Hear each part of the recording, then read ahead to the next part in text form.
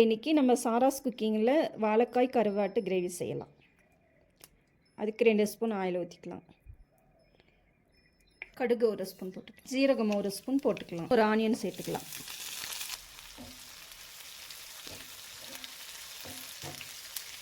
Onion நல்லா செவந்து வரட்டும்.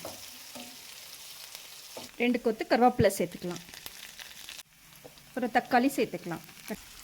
1 ஸ்பூன் உப்பு சேர்த்துக்கலாம்.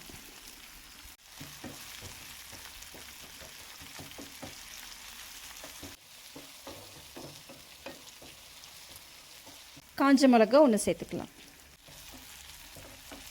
அரைச்ச தக்காளி 1 சேர்த்துக்கலாம். கம்பு மிளகாய்த்தூள் சேர்த்துக்கலாம்.